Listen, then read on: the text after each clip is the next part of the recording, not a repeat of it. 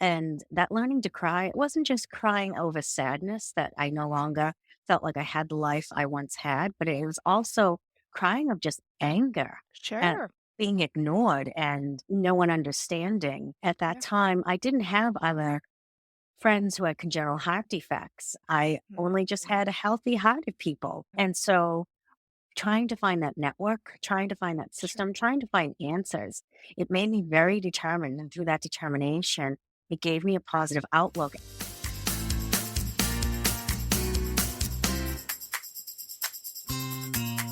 What are some different ways we can define success in our lives? How is one heart warrior creating success for herself while helping others? What advice does this heart warrior have for others living with complex congenital heart disease? Welcome to Heart with Anna. I am Anna Jaworski, the mother of an adult with a single ventricle heart, an author, publisher, and the host of your program. Today's show is our first Saturday success story, and our guest is Annie Ulchak. Annie Ulchak was born in Lima, Peru in 1979 with nomenclature HLHS, pulmonary stenosis, double inlet right atrium, and double outlet right ventricle. She was adopted and had the two-stage HLHS process, the BT shunt at age 3 and classic Fontan at age 7 at Boston Children's Hospital. She was diagnosed with congestive heart failure and cardiac cirrhosis in 2010. In June 2014, she was diagnosed with autoimmune serositis of the peritoneum. In December 2014 and January 2015, she was diagnosed with atrial flutters and has undergone 2 cardiac ablations. God bless you. I know that's not easy. Following her most recent health struggles, Annie developed a passion for nutrition and improved her health dramatically via an overhaul of her diet. Annie works full time as a dual executive assistant and project coordinator for a prominent Boston healthcare system. When she's not working, she could be found volunteering at Quincy Animal Shelter and for the Congenital Heart Association's peer to peer mentoring program. My loyal listeners will remember Annie from the shows that she did. One of them was Living with HLHS and Evolving Diagnoses. And if you understood the bio that I just read, you can understand why we had that show. Or you might have heard her on the Houston Methodist ACHD 2021 virtual conference program. Welcome back to Heart with Anna, Annie. Thank you for having me back, Anna. It's been a real pleasure. Oh, I always love talking to you, and we could talk forever. But let's get started and talk about this Success Saturdays show. I'm really excited because I did a poll of my Facebook listeners and I said, "What kind of shows do you want for February 2023?" And they really loved the Success Saturday stories. And I knew I had to have you on because that would Yeah. just make it more fun. So we want to feature people who are successful in different ways. And Anna, you are successful in so many ways, but let's talk about how you've successfully negotiated finding care for yourself because after reading that really complicated medical history, anybody who has listened to this can tell that you've had to negotiate quite a few different diagnoses. So tell us some of the lessons that you've learned in taking control of your health and your health care. So I will say that it wasn't easy. That's for sure. And it really did take a lot of struggling and at times feeling like I was drowning and learning how to cry again because it's just navigating waters when you're finally on your own and as an adult versus having your parents do it for you. It's how can I put this? It really is a struggle. And the team that I now have medically that deal with my heart, my liver, my mental health, and even gynecologically, it's really unbelievable. And so for me, it's advocating, really advocating and speaking up.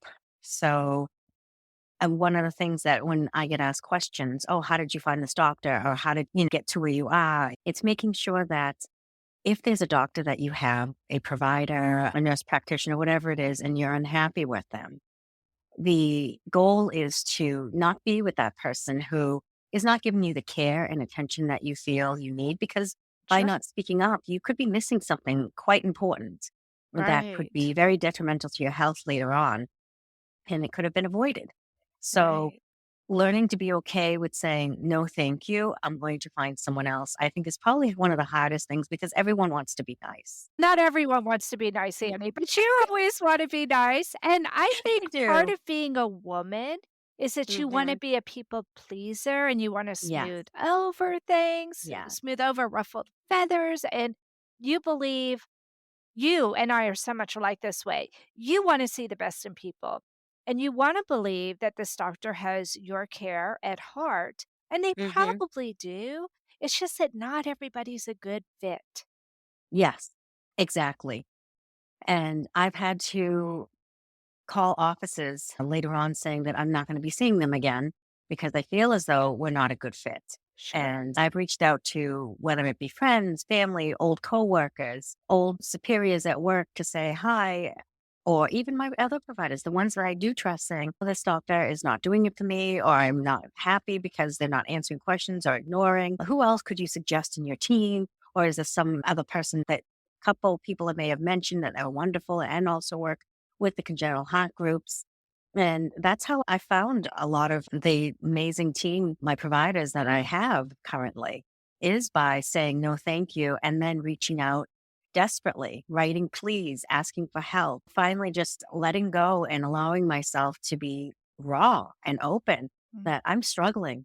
I am struggling. And if I don't seek or find the help I'm looking for, I don't know what's going to happen to me in a way mentally because it becomes almost like an obsession because you want to be feeling better in Sure. all aspects of your body. Yeah. I really appreciate you sharing the fact that it's a struggle because I think some people think, of course, I should be getting along with this doctor, or of course, it's on me to make this relationship work.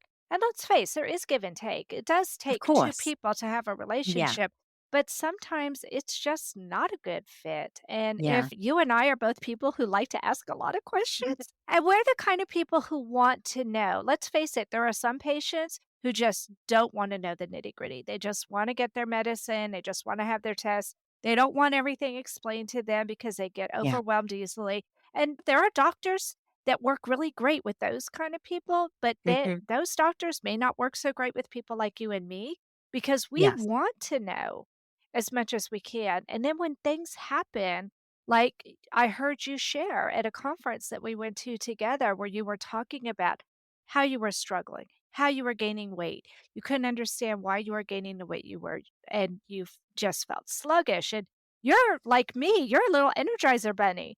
So for you to all of a sudden not be able to go, go, go, you know Hmm. something's wrong. Yes. And Yes. And and then admitting that something was wrong too was also yes, a tough thing to do. yes, you wonder, okay, is it just me? Am I just sick? Maybe I have a cold or Maybe I'm eating too much and I'm not realizing it. Yeah. yes, yeah. Hmm. And so it's easy to wanna be in denial for a little bit, but you and Yeah. I are so pragmatic. Hmm. And we realize after a while, okay, we just have to meet this head on. And I think that's one of the things that is scary. When you meet it head Yeah. on, one of the things that has always impressed me with you, Annie, is that you try to do things right. You do work on your nutrition and you do exercise. I remember when I saw you at the Care Hope Discover conference, how you were talking about how frustrating it was for you to feel like you were doing everything right. You were paying attention to your diet, you were exercising, Hmm. and yet your body was failing you. And oh, Annie, it just broke my heart to hear you sharing how you felt like your body was betraying you.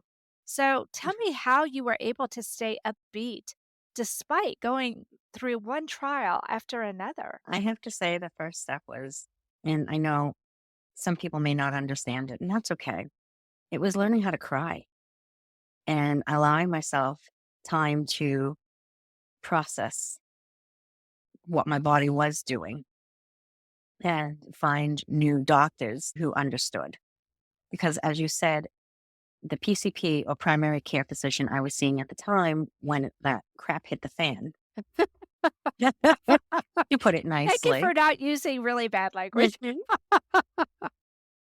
He dealt with normal-hearted patients. I was actually his only congenital heart patient, and when I explained what was going on, and you could see the weight that was on me, it was actually water weight. He kept talking to me about how there are times people think they eat very little, and in reality, they're binging and eating a lot. And I actually took a picture of the small little cereal that could fit in my palm that I had all day long because that's the only amount of food I could eat.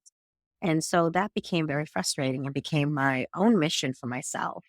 When you said that you had to learn how to cry again, I Mhm. think to me what that means is you had to face up to the fact that you were facing something really serious and your PCP wasn't getting it. I think it's scary when you feel like you're doing everything right and then your body fails you. But what impressed me about you, Annie, was that you were still able to stay upbeat during that. Now, I didn't see you through the whole thing. So the fact that you said you had to learn to cry again, that tells me that obviously you weren't feeling happy, but you were facing your situation, you were confronting it.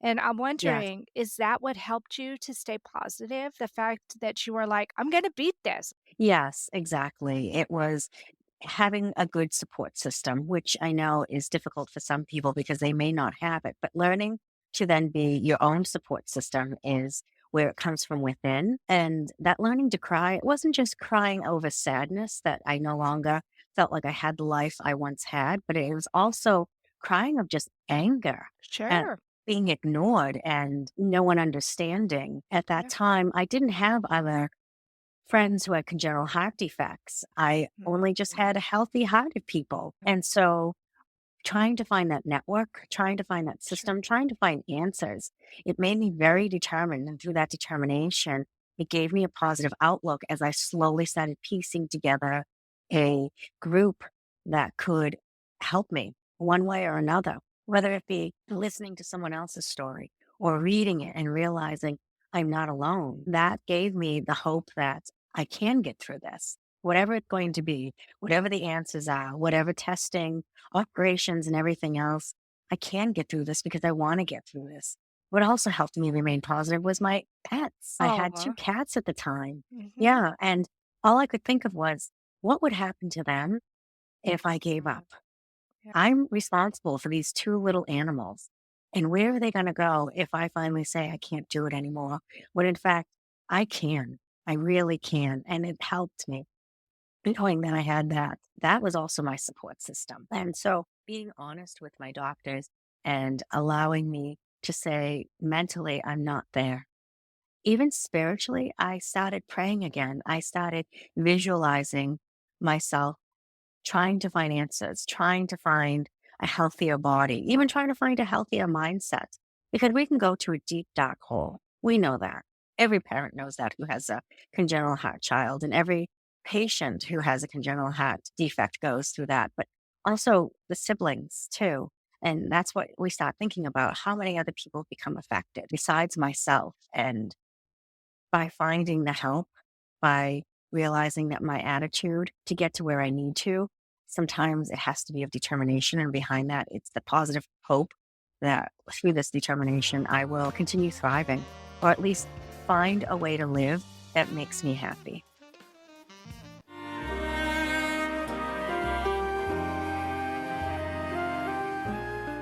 Home Tonight Forever by the Baby Blue Sound Collective.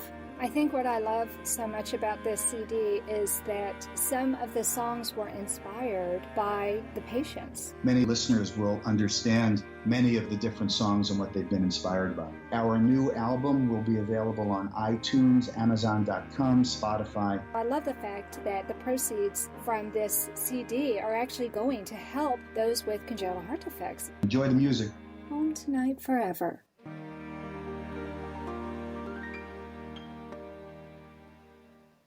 This content is not intended to be a substitute for professional medical advice, diagnosis, or treatment. The opinions expressed in the podcast are not those of Hearts Unite the Globe, but of the hosts and guests, and are intended to spark discussion about issues pertaining to congenital heart disease or bereavement. You are listening to Heart with Anna. If you have a question or comment that you would like addressed on our show, please send an email to Anna Jaworski at anna@hearttoheartwithanna.com. That's Anna at hearttoheartwithanna.com. Now, back to Heart with Anna. Annie, let's start this segment by talking about finding or creating success when it comes to putting together your healthcare team, because you have already told us that there have been times that you've had to say, no, I'm not going back to this person. And that's just very common that the very first person that you're matched together with may not be a perfect fit. So I think one of the things that's hard for me here in Texas, I have an HMO.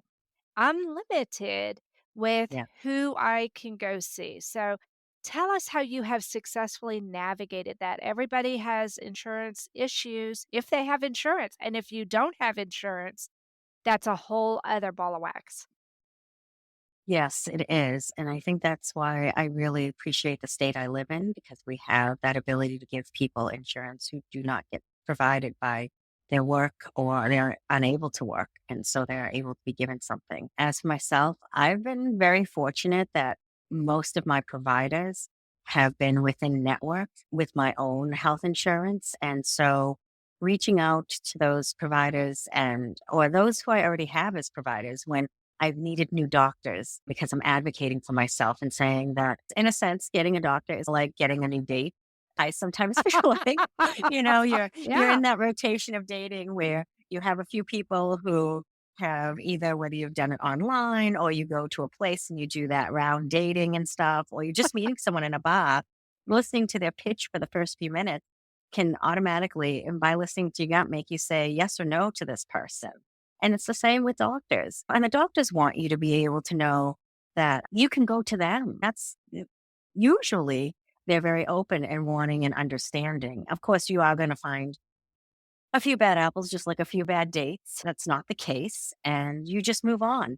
Now, like I said, by speaking with your own trusted providers that you have found, Mhm. when you're able to talk to them and say, listen, it's not working with so and so because they're not doing A, B, C, and D even though I'm trying my hardest. And that is also the key goal is you have to give as well. It's not just a one-way street. Otherwise, the relationship between you and your doctor is not going to work. They're not miracle workers, that's for sure. So when they tell you you really need to cut out salt or you really do need to exercise, you have to get up and move around. If you don't do your Yeah, part, you can't expect to start getting better.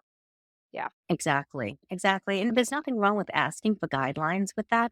When someone Mhm. tells you to cut out your salt, well, what does that mean? If you're able to count how much salt you have, if you're one of those types, then maybe asking for a specific number, saying, what would you recommend how much salt I should have a day Mm. for my heart condition? Or what do you recommend I do in terms of getting changes so that maybe this food that I love, how often could I have that? Or if I do Mhm. have to cut it out, what's a good alternative? Maybe asking then for a nutritionist if they're able to provide one, or Sure. somebody else that who can help reach out and work with you on changing that. Mhm. For instance, I was once told I had to give up alcohol because of my liver.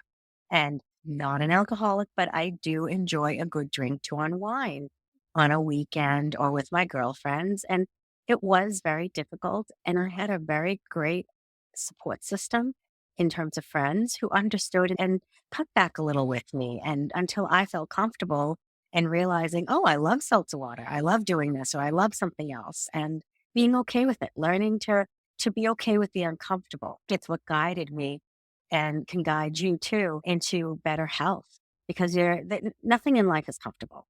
And having new challenges is what allows us to thrive and grow. So, learning to, as I said, be okay with the uncomfortable is where you'll get to the next step and hopefully to the next provider that will get you there. But I will say, in terms of providers and healthcare insurance, one of my groups, Boston Children's Hospital, was removed as the first tier, which means I would be charged more for things I never got charged before. Oh, And no. I fought and wrote letters to my health insurance to speak with a rep and explain why it was necessary. And they do have a wonderful adult congenital heart group within their own system, but it's not the one I've been seeing since I was a child. So And for it's not the one. continuity of care, which is a really important issue for those of you who are born with complex congenital heart disease, Hmm. that Yeah, continuity of care, there is nobody else that you can go into brand new and Yeah. feel this level of comfort that you can Hmm. with the people who have known you since you were a kid. Yeah. And that unfortunately can cause for patients to then be out of network Yeah. completely because they might not have the capability within themselves or the know of how to fight for that provider, how to fight for that group so that they can afford it still. Yeah. So sometimes it takes knowing the right words. When Hmm. my heart warrior had the first two surgeries, there was nobody that was that close to our hospital that was doing it, so they paid for Hmm. us to go all the way to San Antonio, but by the time we had the 3rd surgery, they Yeah. wanted us to go to Dallas. Mm. And because of exactly what you're saying, the continuity of care, Yeah. going back to San Antonio would be the same surgeon, the same anesthesiologist, the same Hmm. nurses. Not Yeah. all of them, of course, but enough that it does make a difference. That was the Yes. terminology I had to use in one of the letters that I wrote. Now, we got denied 3 times. I wrote letters Hmm. over and over, and that was the key that worked. Continuity of care. The other phrases Yeah. that I used before that didn't work. We got denied. But Yes. finally, I called my child's doctor and I said, "What can Yes. I do? They keep denying us." And they said, "Well, use this phrase." So Hmm. sometimes it's having the right jargon. And how do Yes, we it is. know? We heart We don't. moms. We don't. Exactly. And it And until we're, changes. yes, all the time. But that's the Mhm. thing, being able to have people in your group, whether it be someone you know physically or someone you know from the internet Yep. who's maybe gone through the same thing or knows of someone who's gone through it, having that person or persons there is what helps you, is what Yep. helps educate you. So Yep. you can then educate the next person when you are asked for help too. I'm going to Exactly. have a big surgery coming up around the end of October, beginning of November. And my doctors come over from Boston Children's Hospital into the hospital I'm going to be going and staying at. That right there, just them crossing that bridge, the physical bridge, Yeah. can cost me between $700 to $1,000 per visit. Oh, And when I wow. found out that my health insurance did not cover that the first time, I fought them. So now, proactively, knowing that I'm going to be going into this, knowing I may be staying at least in the hospital for possibly a week, that I'm going to start calling my health insurance this week and start saying, what paperwork do I need to start preparing? What do I need to do? So that way, if I do get charged, it's something I can afford. Because if you're staying there 7 days and you're now having to pay $7,000, and I'm fortunate that I have a full-time job, but you have patients who don't Yeah. or, are incapable, whether it be because of a disability, their heart condition, or anything else. That's money that they might not see for at least a year. Yeah.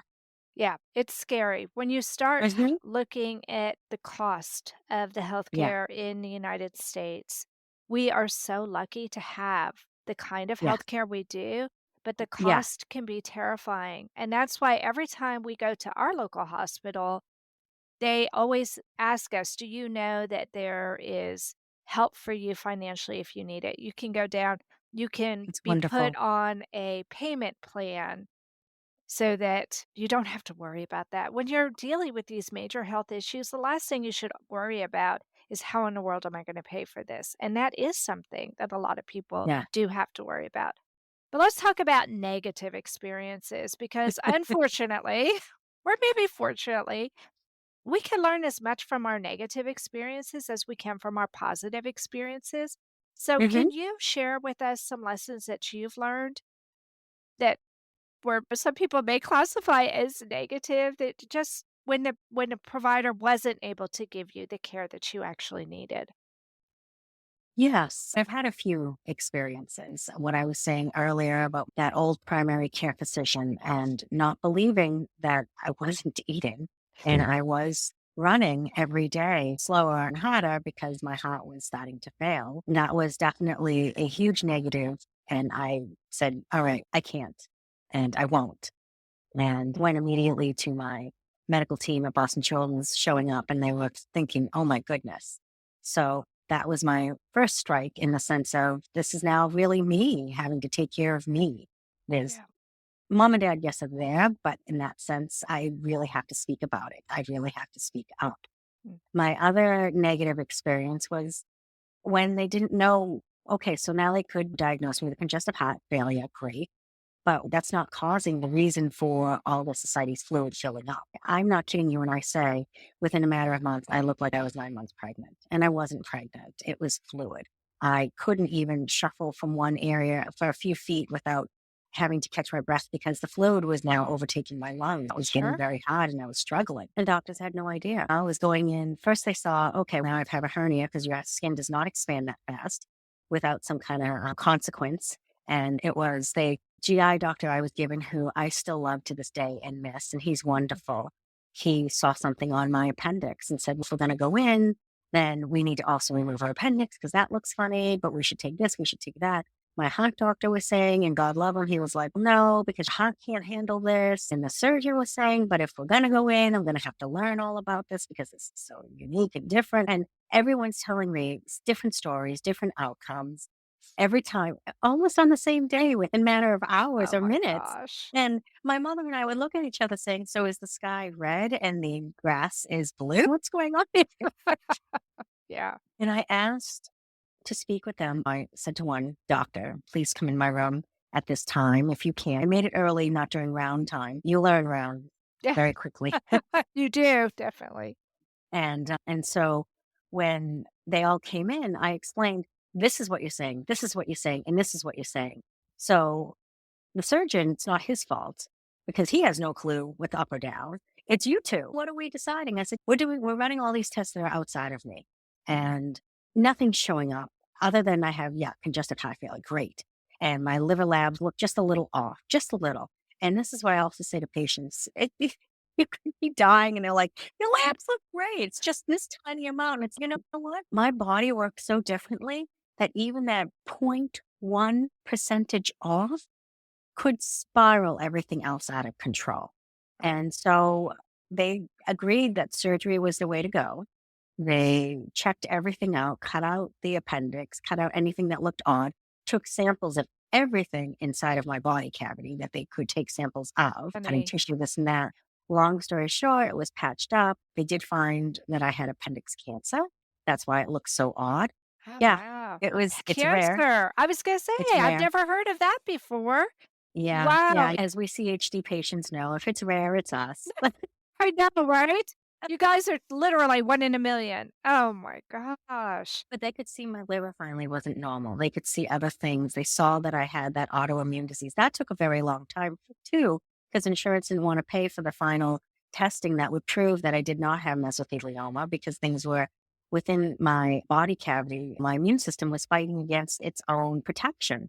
And so there were a Wow. lot of things, but to get there and get the answers and to get to where I am today, those negative experiences are the reasons why I tell people fight for your care, find new providers, seek out to others, whether they be medical teams or even congenital heart people. Ask for their experiences. We all have different experiences, but there are pieces of those experiences we can take things from and help ourselves. And this is why I do believe that as tough as it is, that negative brings about some kind of positive.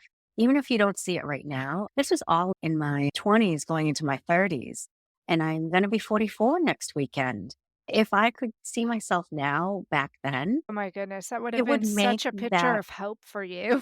yes, I had the hope there, Yeah. but you still had that lingering effect of what if. There was even talk Yeah. of transplant at one point. There was talk of you're not going to live past this month because Mm. if this is your diagnosis, it's severe and that's it. Merry Christmas. Here you are sitting at the Christmas table and everyone, is she making it for New Year? But Wow.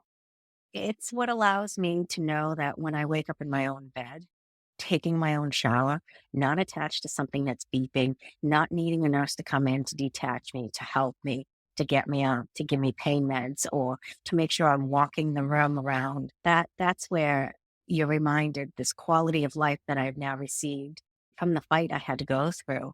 It's what makes it worth it. And there's no more talk of needing transplants, nor will I talk about that either for myself. There's just talk of how can I maintain where I am? How can I continue getting better? I have tough days. There are days I sit on my couch and I'm like, I'm not working out today. But I have to remember, okay, well, if it's not going to work out, then how's my food going to look? How is other aspects going to be affected or need to be affected so that I'm not going back down that path? Anna Jaworski has written several books to empower the congenital heart defect, or CHD, community. These books can be found at Amazon.com or at her website, www.babyheartspress.com. Her bestseller is The Heart of a Mother, an anthology of stories written by women for women in the CHD community. Anna's other books, My Brother Needs an Operation, The Heart of a Father, and Hypoplastic Left Heart Syndrome, a handbook for parents, will help you understand that you are not alone. Visit babyheartspress.com to find out more.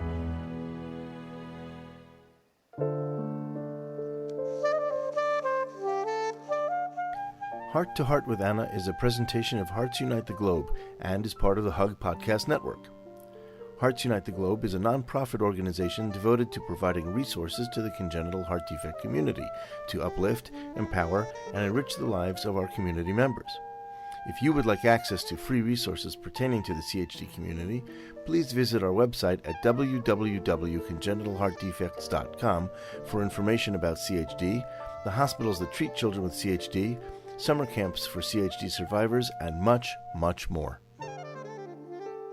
So in this last segment, Annie, I want to talk about attitude because I believe that to truly be successful, you have to have the right attitude. And I want to know what advice you have to stay optimistic and to stay positive, especially when you have trauma in your background. Like I said before, having friends and support people, whether they be family, colleagues, even animals, providers, is what helps, as well as those with congenital heart defect, the community. I never understood having that kind of community would be so beneficial to my mental well-being the way it is. Being able to help others, realizing when I have to push back and say no to people or no to things is where it's okay. It allows me to remain from becoming this crabby old person who goes, hey, and I won't deny. It will never happen. That is just Well, not you. There is that piece in me that I only show from time to people that can get early. It does get a little cranky, but without that, I feel like that mask that we all try to wear to show that we're fine, we're good, we're happy. It's like that cartoon. You see the dog sitting at the table and there's fire behind them and he's drinking his coffee saying, I'm fine. You're not. How are you going to remain positive if you can't admit to yourself that there's some negative going to be occurring all the time? And it may not just be your health. It may be a crappy day at work, or you fell and scraped your knee, or the brand new outfit you just bought, you ruined because you spilled your entire cup of coffee on you. You know, you're going to have those days. But remember, you have those days. I think that's what even myself, I have to remind myself sometimes with is I'm fortunate to be able to say, oh, gas just went up so high, but I can afford it. I have a car. I'm able to do that. Or if I can't have a car right now, then I have public transportation. Even if at times it doesn't always work, I can still use that. I've got my 2 legs. It's those small little pieces within ourselves. You made breakfast today. Congratulate yourself. Maybe you weren't able to make the last couple of meals because you were depressed or you were unhappy or whatever the situation might be. And you finally got the attitude to do it and the strength. Maybe it's being able to call a sibling you haven't spoken in a while because you're upset and just hearing their voice for a moment, even if you're talking about absolutely nothing. Just those little pieces of having that in your life can help you remember that you have the life.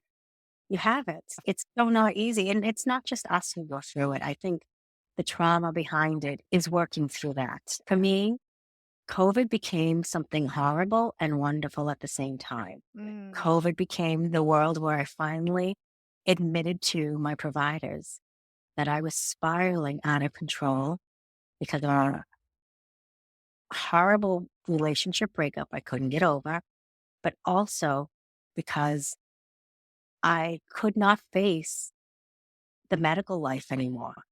You know, when you start spiraling, everything comes up.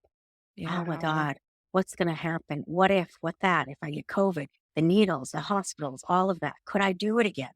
Do I have the strength in me again? And honestly, I got tired and I couldn't. And I reached out to my primary care physician and I said, help me. I really need your help because I'm not going to make it. And he did. He immediately got on the phone and got me a wonderful social worker and a team. And that social worker was able to get me into a very intensive therapy group. And I found actually it's a different worker too who got me into another therapy. But the intense one was every week for almost 2 hours, depending on the situation or the course, where we had homework and we spoke to other patients who had other conditions, other complexities in their lives, medical complexities, not heart. I was the only one with a heart condition. Other people had other medical complexities and they were still struggling with the same things that I was struggling with. And we had to Mhm. face the worst case scenarios. We had to talk about what makes us cry in fear, what Sure. makes us go back and face what we're currently facing now, and how can we continue? Because as the medical social worker said to us, it's not going to end. The fear, you have to keep facing them again because there's Right. things that you're still going to be going through every day until it's time for your life to end. Of course, it's supposed to. And I was able to do that. It was so intense and it was so difficult. But because of that outcome, the ability to then tell someone when we're having an argument, I need a few minutes. If I respond now, I'm going to backlash and regret it later. So give me a few minutes and working on code words with people or really listening and admitting when I'm wrong, admitting when I need help, talking to people and saying, I'm not going to stand for this anymore. So if Yeah. you can't do it right the first time, then I need somebody else. I am not a pincushion. I am not a punching bag. I am not this flesh and bag of bones that can do and deal with everything the same way that you think I can, because maybe you can, but mentally I can't. And so by having all of that and going through it all, it's what creates the positivity inside of me to know that if I slide backwards again, I have people and I have groups I can reach out to. I have accountability that I've asked for, I've Sure. created. Yeah. And I think that Hmm. habit is what's so important. It doesn't work well if you do it once.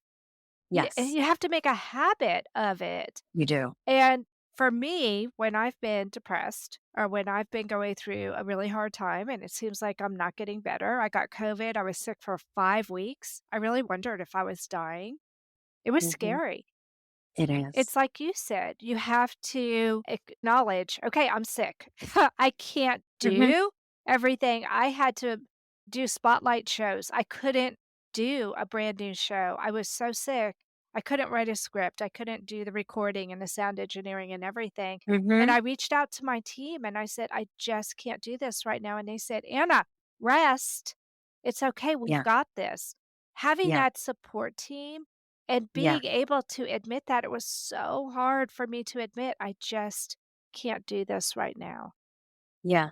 And admitting is the first step towards getting help for yourself and also allowing your doctors to realize they can give the help. Yeah. Yeah. That you're willing to accept it. Not Yes. everybody is willing to accept therapy. For me, Yeah. therapy was a lifesaver. There were a couple of times Mhm. I went into a really deep depression. We were losing too many kids in the heart community, and these were my Yeah. friends. These were children I Yeah. loved. And Yep. to lose them, I felt like I was losing a piece of myself too. Yeah. And then there's the whole survivor's guilt. How can my kid be making it when my kid was sicker to begin with? And but you don't want your kid to die. So there's all these conflicting emotions. And if it wasn't for therapy, for writing is my Yes. best therapy. That's what works for me, but also prayer and gratitude. Yeah. My husband and I have Gratitude. a Yeah. journal, and we write things that we're grateful for, and sometimes they were just little things, like, I remember writing to my husband, "I really appreciate the fact that whenever you make grilled cheese sandwiches, you always keep the first one that you burn for yourself, and you give me the one that's not burnt." Oh. And I didn't know you saw that. He said, "I never realized that you saw that." So for me to Yeah. tell him I was grateful for that, It's a little thing, but sometimes those little things are the things that really matter. Yeah, and I try to remember that. I try to tell people thank you and I appreciate whatever it is. Or I might just even say, I appreciate you. Like my partner, there was something that he did that was so wonderful and I appreciated that. Or I have to talk to him about something. And texting isn't always the right way, but sometimes you just have to get it out right there and then. Mhm. And he'll say, I was saying this because of this. And I said, yes. And I was saying that because I just needed to be able to say it. And it helped. And I think sometimes people don't realize that saying what's so hard is an honor for those listening to be Yes, that recipient exactly. because it's not easy going to someone and say, I just need you to listen, or I need your help, or maybe I need your response because I need your opinion. Sometimes opinions aren't needed. You just want someone to rub your back and say, it's okay, I'm here for you. And other times you do want to say, what am I supposed to do? Help me. And that Right. person can then give feedback. Yeah. Yeah. Yes. Sometimes we don't want our significant other to fix things. We just want them to say, Yeah. this is really crappy. You shouldn't have to be going through this because I can't fix Yeah. it. But there are Yeah. times that you want them, "Could you just go get my oil changed? I'm just not up to it today," and they can't fix it. So, yeah, knowing when there is something they could do and when there isn't something they could do, that is of primal importance, but Hmm. that comes with a lot of talking and It does. communicating and being It does. open. "Okay, what does she want me to do?" And Frank will even say sometimes, "Am I supposed to just hug you right now? Or do you want me to fix this?" I know. And I've gotten that too, where it's, what am I supposed to do? I'm like, just hug me, just Yes. hold my hand. I like that too. True. But sometimes they just need to be told, just like us. There are Yeah. times I like to think that I'm intuitive and I can anticipate what Frank's needs are. But sometimes he needs to tell me, okay, Anna, back off. I just need Hmm. space or I just need this or no, please come give me a hug or can you please help me with this or that? And I think Yeah. we've been married, gosh, a long time. We're going on 37, Wow. which is Congratulations. amazing. Yeah, so we feel like we can read each other's minds, but we can't. And there are No, times exactly. yeah, there are times that you do have to take that moment and say, "Here's what I'm feeling you need. Hmm. Am I reading you right?" Sometimes you misread, and that's when problems can Yeah. happen. Yeah, Yes, exactly. And through all of that, it's what keeps you being able to work on yourself because we're constantly doing that. The masterpiece is never done until it is finally done. And so we're going to need, like a car, oil changes, and I need to go and get our glasses repaired and exactly. springs rejointed and everything else. Yep, yep. Yeah. Things happen, Yeah. things wear out, and having a heart defect, you do focus on your heart, but you have other parts of your body too. Things Yeah. happen. So, I Exactly. think you're wise to recognize that and to not be afraid to tell people. Yeah. And also realizing that there's going to be fear when you find out that within your community, someone has that it's okay to pass, cry for them. Even if you didn't really know them over a cup of coffee or you met up with a meal with them, then it's okay that you still built that relationship electronically through the interwebs because they maybe shared some kind of bond with you, whether it be because of the same defect or because of the way both on the same medications Yep. or just same sport, same love of comics, same movies. Who knows? But Right. those pieces are where you're going to have to say to yourself, we're all going to at some point pass. We have to recognize that. We have to be open to that, as scary as it is. Sure. We just need to know that we feel comfortable with what we're doing so that we feel we have quality within ourselves in our lives. I mean, not everyone's going to write a great, amazing book about their experiences. Not everyone's going to write the next screenplay or save kids, but that's okay.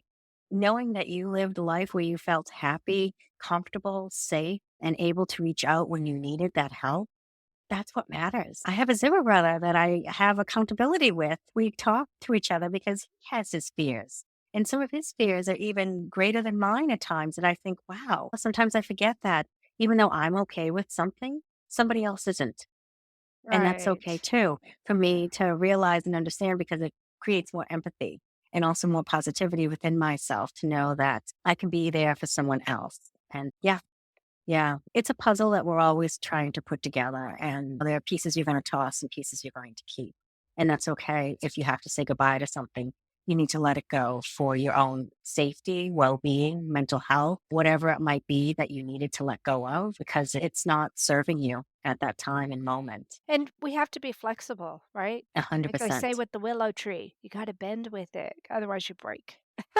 No, And it's so true. It's one of it's my favorite hard. trees. As you get older, it's harder to do the bending. It really is. It is. There are days I get up and I'm like, oh, that wasn't difficult before. Oh, things creak and pop and crack on me that never did before. Exactly. Or maybe I'm not the runner spa, or maybe I can't push myself. That's something I've learned through my age too. I used to be able to work out twice a day, an Oh, hour wow. each time, Oh my intensely, gosh. without a thought.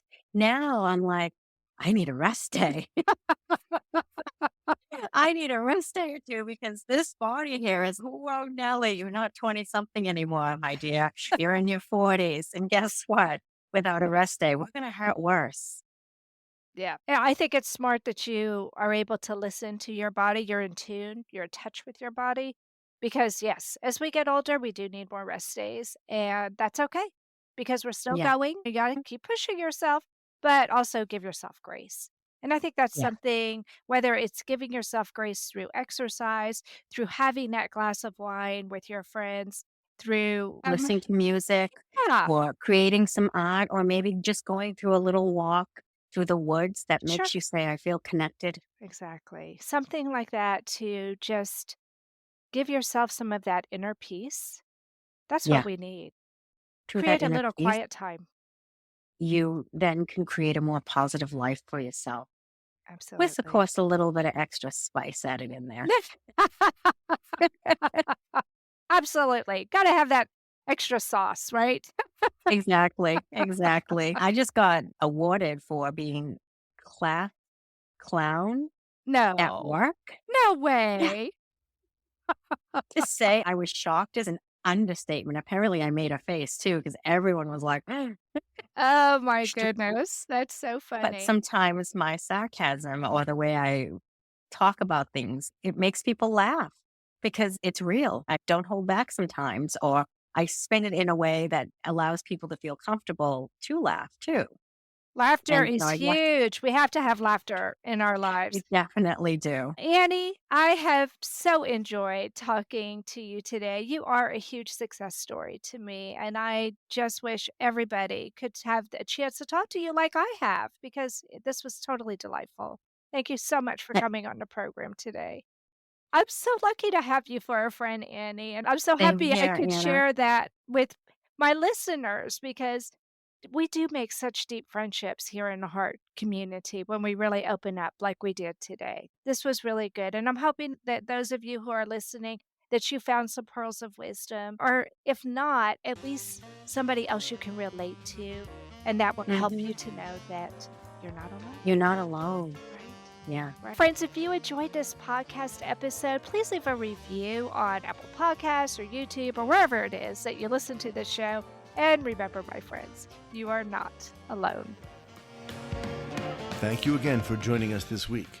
We hope you have become inspired and empowered to become an advocate for the congenital heart community. Heart to Heart with Anna with your host, Anna Jaworski, can be heard at any time wherever you get your podcasts. A new episode is released every Tuesday from noon Eastern Time.